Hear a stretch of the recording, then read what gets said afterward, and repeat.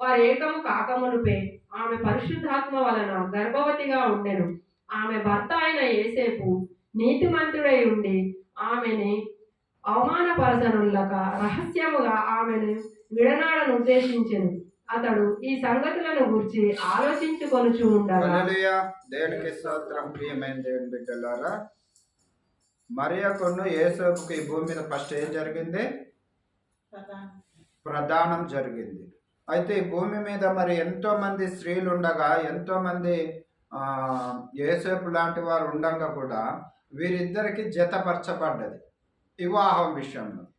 అయితే వివాహం విషయంలో జతపరచబడినప్పుడు పరిశుద్ధాత్మ తండ్రి ఈ భూమి పైన మానవ రూపంలో రావాలి. కాబట్టి మానవుల రూపంలో కూడా ఎందుకు రావాలి అని అంటే, మానవుల పాపాలకి పాప క్షమాపణ మానవ రూపంలో ఉన్నవాడే అది బలిగా చేయవలసి వస్తుంది.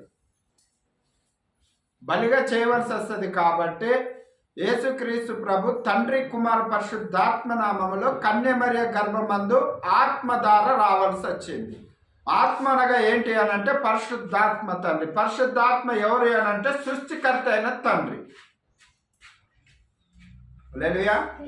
సృష్టికర్త అయిన తండ్రి ఎవరు అంటే ఈ ఆకాశాన్ని భూమిని సృష్టించినవాడు, కలగ చేసినవాడు. కాబట్టి అధికారంగా తను ఈ మనుషుల కొరకు ఈ భూమి పైనకి పరిశుద్ధంగా వచ్చిండు.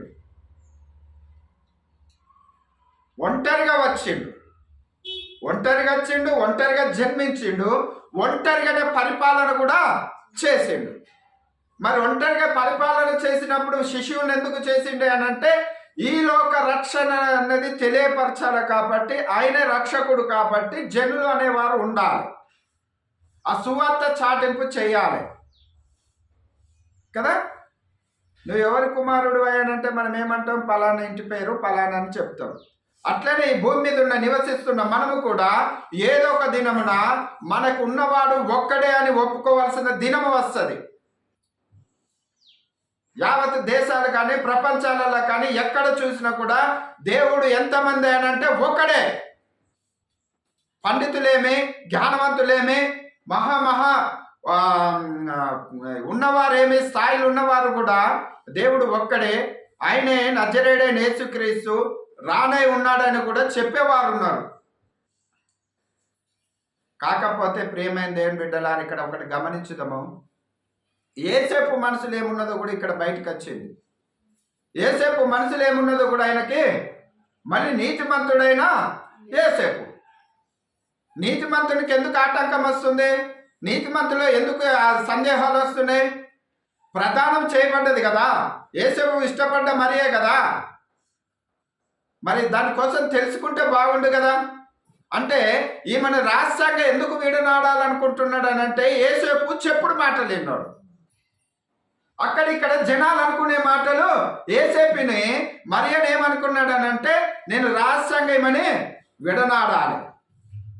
మళ్ళీ తనకు ఏం పేరుంది బైబిల్లో? నీతిమంతుడు కదా. అలాంటి వాడు ఈమెని నిందించకుండా, అవమానపరచకుండా, సమాజంలో ఈమెని హేళన చేయకుండా ఈమెని విడనాడాలని మనసులో ఒక తలంపు పుట్టుకొచ్చింది. ప్రియమైన దేవుని బిడ్డలారా గమనించుదాము. ఆమెని విడనాడదు అనుకున్నప్పుడు లోకం కూడా ఏమనుకుంటుంది? యేసేపుకు ప్రదానం చేయబడ్డ బిడ్డ కదా, యేసేపు తోటి వివాహం కావాల్సిన బిడ్డ, యేసేపు దూరంగా ఎందుకు వెళ్ళిపోయిండు, ఈమెను కూడా ఎందుకు దూరంగా ఉంచిండు అని లోకమనదా? నిందించేవారు ఏ రీతికైనా నిందిస్తారు. మరి యేసేపు నీతిమంతుడైనప్పుడు నీతిమంతునికి ఆలోచన ఎందుకు రాలే? ఈ లోకంలో మనం కూడా నివసిస్తున్నప్పుడు, ప్రయాణం కొనసాగిస్తున్నప్పుడు అసలు మానవ జీవితం ఏ పాటిది? మానవుడు బ్రతికున్నంత కాలము మానవ జీవితంలో ఏముంది అని అంటే ఆయాసము, పురుకులు, పరుగులాట, దుఃఖము, వేదన, అనారోగ్యాలు, సమస్యలు, అందరాన్ని కూడా అందుకోవాలని ఆశ, ప్రేమను చల్లారిపోట, ఒకరి పట్ల ఒకరికి నమ్మకాలు లేకుండా కదా. మరి యేసేపుకు ఎవరు చెప్పవలసి వచ్చింది? మనుషులు చెప్తే నమ్మేటట్టు లేడు. ఎవరైతే దూతలు ఉన్నారో దేవుడి దగ్గర నుంచి దిగి వచ్చిన దూతలు ఏం చేసినంటే, యేసేపు నీ భార్య అయినా మరియా పరిశుద్ధాత్మతో గర్భము ధరించింది. నీ హృదయంలో ఎందుకు నీకు సందేహము అని యేసేపుతో మాట్లాడినప్పుడు యేసేపు అప్పుడు ఏం చేసిండు? రహస్యంగా మరి దేవుడు అక్కడ దేవదూతలు తెలియచేసిన ప్రకారంగా ఆ మరియని తీసుకొని గ్రామం దాటుకుంటా దేవుడు కృపను బట్టి, దేవుడు ఆజ్ఞను బట్టి అప్పుడు యేసేపులకి అనుమానాలు పోయినాయి. అన్ని పోయినాక యేసేపులకి ఏమొచ్చిందంటే పరిశుద్ధాత్మ జ్ఞానం వచ్చింది. ఈ రోజులలో దేవుడు నమ్ముకుంటున్న వారికి కూడా ఏం కావాలని అంటే జ్ఞానము కావాలి. జ్ఞానము కొదవకుండా ఎడల నన్ను అడుగుడని పరిశుద్ధ గ్రంథం తెలియపరుస్తుంది. జ్ఞానముగా మాట్లాడేవాడు క్రైస్తవులు ఉన్నారా? కదా, ఈ రోజుకి భూమి పైన దేవుడు హేళన చేయబడుతున్నాడు, అవమానపరచబడుతున్నాడు అని అంటే క్రైస్తవులైన వారు నడవలసిన మార్గంలో నడవకనే కదా.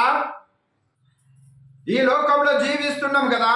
ఈ లోకంలో జీవిస్తున్నప్పుడు క్రైస్తవుడు ప్రత్యేకంగా ఉన్నవాడుగా ఉండాలి, ప్రత్యేకింపబడ్డవాడుగా ఉండాలి, నీతిమంతుడుగా ఉండాలి, పరిశుద్ధుడిగా ఉండాలి, యథార్థంగా ఉండాలి, సత్యమునకు చెవియొగ్గాలి.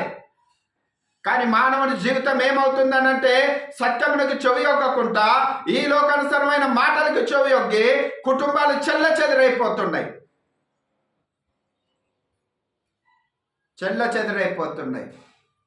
ఈరోజు యేసు ప్రభుని ఒకసారి మనల్ని చూసుకుంటే మాత్రానికి ఇక్కడ యేసేపు హృదయంలో ఏం కలవరం ఉందమ్మా?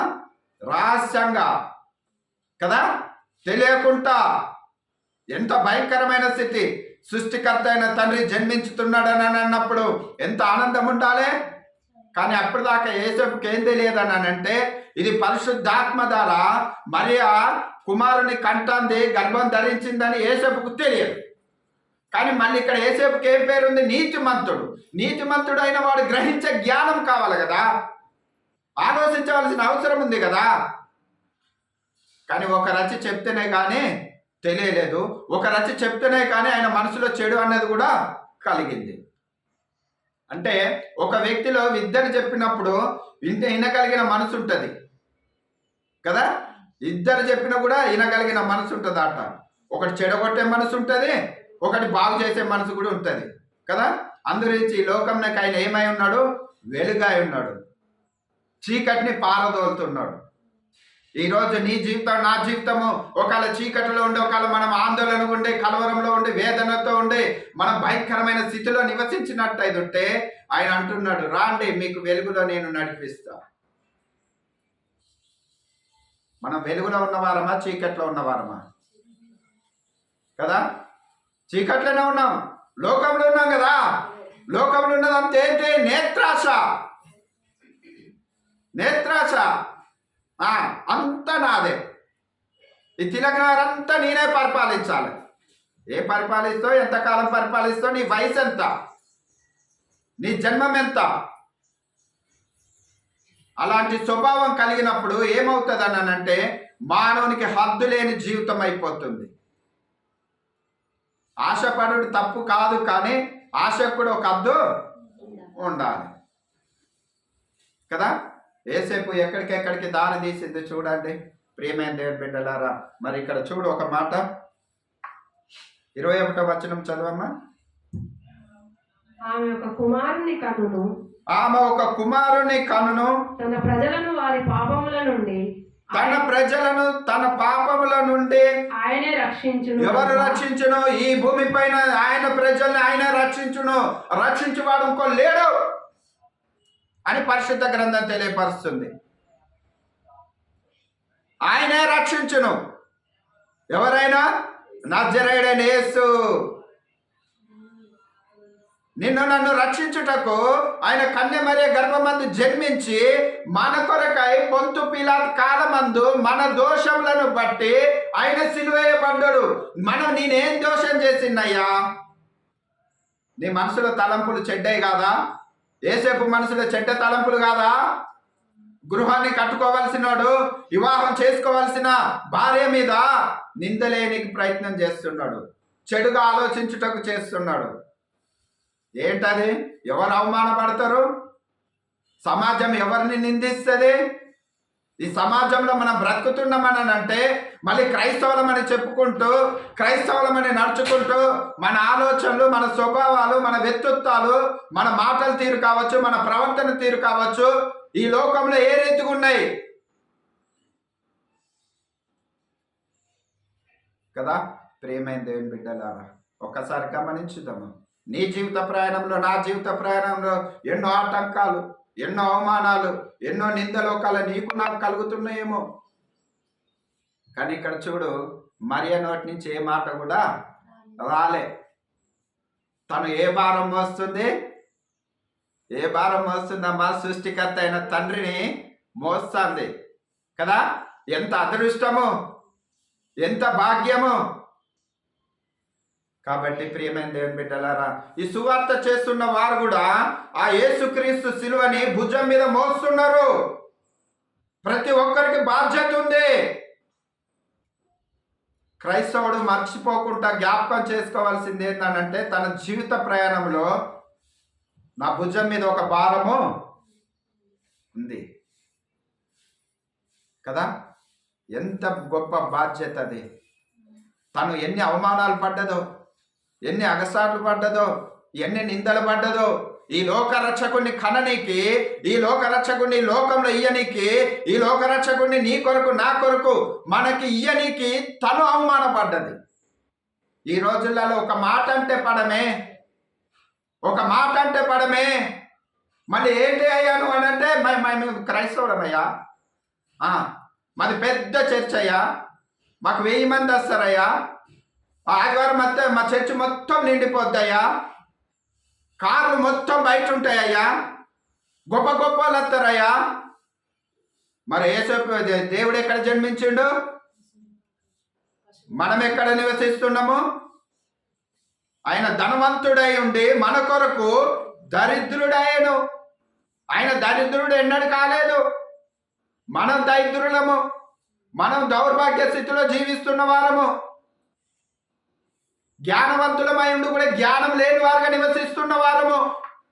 బుద్ధిమంతులై ఉండి కూడా బుద్ధి లేని వారుగా ప్రవర్తిస్తున్నాము.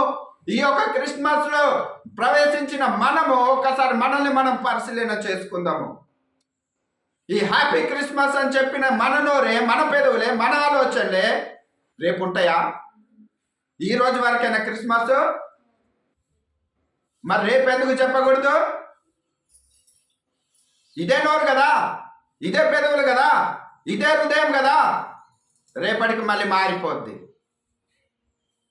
ఏంటి, ఒక మానవుని జీవితంలో ఎన్ని ఆలోచనలు, ఒక్క హృదయంలో ఎన్ని తలంపులు, ఒక్క హృదయంలో ఎన్ని ఆలోచనలు, ఒక్క హృదయంలో ఎన్ని కలవరములు, ఒక్క హృదయంలో ఎన్ని బాధలు, ఎన్ని ఇరుకులు, ఇబ్బందులు, ఎన్ని అవమానాలు, ఎన్ని నిందలు. ప్రియమైన దేవుని బిడ్డలారా, ఈ లోకంలో నివసిస్తున్నప్పుడు మనం ఒక బాధ్యత కలిగిన వారుగా ఉండాలి. ఒక సైనికుడు వలె. మన భారతదేశంలో సైనికులు బార్డర్లలో ఏ రీతిగా ఉండి రాత్రి పగలు వారు కాచి ఉంటారో, ఎవరికి రాకుండా, శత్రువు రాకుండా. క్రైస్తవుడు కూడా ఈ భారతదేశానికి రక్షణ రావాలని అంటే క్రైస్తవుడు కూడా, ప్రతి క్రైస్తవుడు కూడా మోకరించి ప్రార్థన చేయవలసిందే. ఆది మనిషి నిద్రపోవడం కాదు, అలిసిపోయినా సొమ్మసిల్లినట్టు పండుకున్నట కాదు, ఇవాళ కొద్దిగా ముద్ద ఎక్కువ తిన్నానని పడుకున్నట కూడా కాదు. మానవుని జీవితం ఎలాంటిదే అంటే, ప్రార్థన సమయానికి వచ్చేటానికి ఈరోజు నాకు అలసట ఉన్నది అంటారు, లేదా కొద్దిగా ఆకలి ఒక ముద్ద ఎక్కువ రుచికరంగా ఉన్నది తిన్న పండుకున్న మత్తుగా ఉందంటారు, లేదా కొన్ని సమయాలలో అనారోగ్యం కావచ్చు, కొన్ని సమయాలలో ఈ సమయంలో ఇక్కడ నేను ప్రార్థన చేయలేని, ఇక్కడ లేని నేను ఇంకొక ఉన్నానని కావచ్చు. ఏదేమైనప్పుడు కూడా ప్రార్థన విషయానికి వచ్చేటానికి మానవ జీవితంలో ఏమున్నది అని అంటే ఆటంకం. మరి ఈ రోజులలో నీ జీవితం, నా జీవితంలో మరియ చేసిన త్యాగము, ఈ లోకరక్షకుడిని మరియ ఇయ్యగలిగింది. ఆ లోకరక్షకుడు నీ కొరకు వచ్చిండు. నువ్వేం చేయగలుగుతున్నావు? లోకానికి చేయలేకపోయినా పర్లేదు, కానీ నీ గ్రామానికి కానీ, నీ కుటుంబానికి కానీ, నీ ఇరుగు పొరుగు వారికి కానీ, నీ బంధువులకు కానీ, నువ్వు కన్న బిడ్డలకు కానీ, నీతో ఉన్నవారికి కానీ నువ్వేం చేయగలుగుతున్నావు?